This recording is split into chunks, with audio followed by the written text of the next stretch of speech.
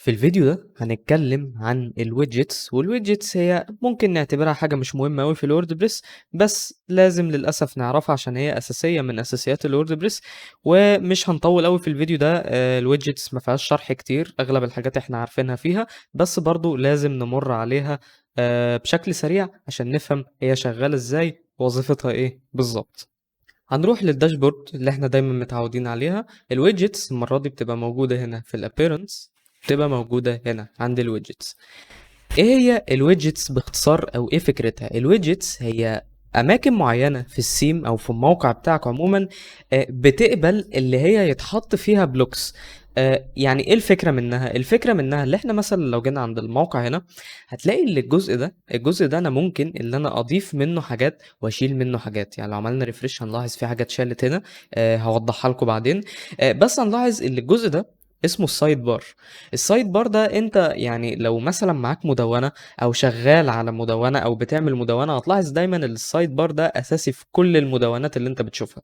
بيبقى فيها الريسنت بوستس والريسنت كومنتس او الكاتيجوريز والحاجات دي كلها والسيرش بار، وممكن ان انت تضيف حاجات تانية. طب ايه لازمته؟ لازمته زي ما انا ما قلت، على حسب انت هتستخدمه ازاي. انت لو هتستعمل مدونة فاللي انت تستعمل ويدجتس في السايد بار هتبقى سهلة جدا وهتريحك من مشاكل كتيرة جدا. نفس الكلام بيبقى في الفوتر، بس احنا قصة الفوتر وقصة السايد بار والويدجتس الكلام ده هنستعمله كتير عامة لما نبدأ اللي احنا في آخر السكشن ده نبني مدونة كاملة من الصفر كأول تطبيق عملي لينا. نشوف الحاجات دي ممكن نستعملها بجد ازاي، يعني الحاجات دي ازاي اللي احنا ممكن نستعملها استعمال حقيقي يناسب احتياجاتنا. وعشان نعرف ازاي بنستخدم الويدجتس، طبعا احنا رحنا لها من الابيرنس، رحنا عند الويدجتس من هنا. دي الويدجتس. لازم تبقى عارف حاجة، الويدجتس نفسها هي بالظبط زي المنيوز. لو تفتكر لو جينا هنا عند المنيوز اللوكيشنز بتاعتها او الديسبلاي لوكيشن كان بيتم تحديده بناء على السيم. لو تفتكر اللي هي بلوكسي، يعني احنا لو جينا اللي احنا نغير السيم من بلوكسي لسيم تانية هنلاحظ ان الديسبلاي لوكيشنز هنا اتغيرت. وهنلاحظ كمان ان في الويدجتس لو جينا نشيل ده عندنا مين سايد بار وفوتر اريا 1 2 3 4 5 وهكذا. هنلاحظ ان الحاجات دي او اللوكيشنز دي او الاريا دي بتتغير بناء على السيم اللي انت بتستعملها. طبعا انت بنسبة 100% هتلاقي نفس التقسيمة دي بالظبط لو انت بتستعمل سيم بلوكسي اللي انا كنت اتكلمت عليها قبل كده. حلو، ازاي نستعمل الويدجتس؟ بص هو هنا بيقول لك ايه، بيقول لك هنا المين سايد بار. المين سايد بار ده اللي هو فين؟ ده المين سايد بار اللي هو ده اللي فيه الحاجات دي. حتى لو جينا هنا وفتحنا المين سايد بار هنلاحظ ان الحاجات دي موجودة هي نفسها اللي هنا، بس يعني شكلها متغير شوية عشان طبعا الريندر بتاع الموقع نفسه لما بيجي يتعمل له ديسبلاي لليوزر بيبقى شكله مختلف يعني عامة. بس دي حاجة ما تخصناش، احنا اللي يخصنا اللي احنا نعرف الويدجتس دي ازاي نستخدمها هنا.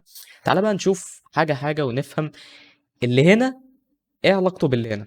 هنا نلاحظ ان ده السيرش بتاع الموقع نفسه. لو انت عندك مدونة فيها بوستات كتير فالسيرش ده بيساعد الفيزيتورز او الزوار بتاع الموقع اللي هم يلاقي او اللي هم يلاقوا يعني المقالات بسهولة.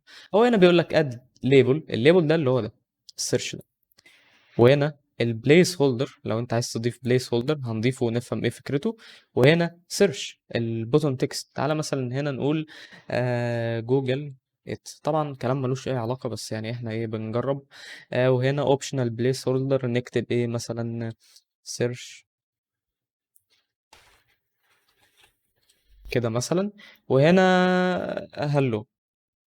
طبعا انا بس يعني ضايف الكلام ده بالمنظر ده عشان نشوف تأثير الويدجتس او تأثير يعني الكلام اللي هنا على الموقع بيبقى عامل ازاي. لو جينا هنا وعملنا ريفرش هنلاقي كل اللي احنا تقريبا عملناه بقى موجود هنا.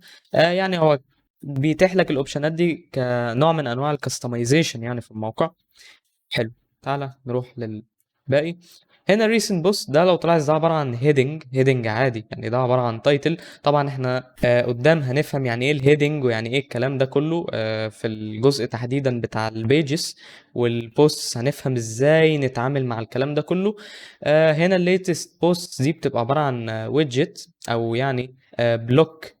وظيفتها اللي هي بتضيف لك هنا او بتوري لك هنا اخر المقالات اللي تم اضافتها. طبعا الكلام ده ممكن دلوقتي هو بالنسبه لك مش مفهوم شويه، بس لما نيجي في اخر السكشن ده نعمل مدونه الكلام ده كله هيبقى مفهوم. حلو. وهنا الrecent comments عبارة عن heading. هنا الcomments show دي زيها كده الlatest post، بتوريك هنا آخر الcomments اللي اتعملت. وهنا الarchives heading برضو، وهنا نفس الكلام بتاع الباقي. وهنا الcategories، وهنا your site does not have any posts. طبعا هو هنا عشان مفيش posts معمول لها assign لcategories، فمفيش أي حاجة حاليا. هنفهم برضو الكلام ده قدام. واخيرا هنا بيبقى فيه بقى كل البلوكس، لو انت عايز مثلا تضيف هنا صورة، عايز تضيف هنا فيديو يوتيوب، عايز تضيف هنا سوشيال شير، لو انت مثلا عندك منصات تواصل اجتماعي بتعدلها من هنا. طبعا الكلام ده زي ما قلت هنفهمه كله في الجزئية بتاعت البوستس والبيجز، لما نبني صفحة او نبني بوست هنفهم الكلام ده كله. نيجي هنا نعمل ابديت، نروح هنا نعمل ريفرش، نلاقي الحاجات اللي احنا ضفناها هنا ضافت طبعا، الا الفيديو الا الصوره، عشان احنا لا ضفنا صوره ولا ضفنا فيديو. فطبعا لو جيت ان انت تجرب تضيف الحاجات دي هتلاقيها هنا اتضافت. دي باختصار جدا او باختصار شديد الويدجتس.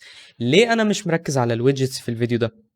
عشان من سوق العمل او من الشغل اللي انت هتقابله، الويدجتس نادرا لما هتستعملها قوي، عشان هتشوف وهتفهم الكلام ده قدام ليه احنا مش هنستعمل حاجات زي دي، وهنبنيها احنا بطرق بتاعتنا بالاليمنتور لما نوصل للسكشن ده.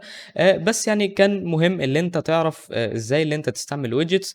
وانت دلوقتي حاسس ان انت متلخبط، ايه الويدجت، ايه الويدجتس، ايه البلوكس، ايه الحاجات دي كلها. الكلام ده هتفهمه اكتر لما تشوف الفيديوهين بتوع الويدجتس، قصدي بتوع البوستس والبيجز. دول هتفهم منهم قوي ايه هي البلوكس وازاي تتعامل معاها، وايه الاوبشنز اللي هنا وايه الاوبشنز اللي هنا. كل حاجة ليها وقتها. انصحك نصيحة حلوة، اللي انت لما تشوف الفيديوهات بتاعت البوستس والبيجز ترجع تاني تبص على الفيديو ده عشان تفهم وتطبق هنا كويس. وبس كده، ده كل اللي انت كنت محتاج تعرفه النهاردة عن الويدجتس وازاي بنستعملها. وزي ما قلت الكلام ده هتفهمه بصورة اكبر وبشرح اوضح في الفيديوهات الجاية.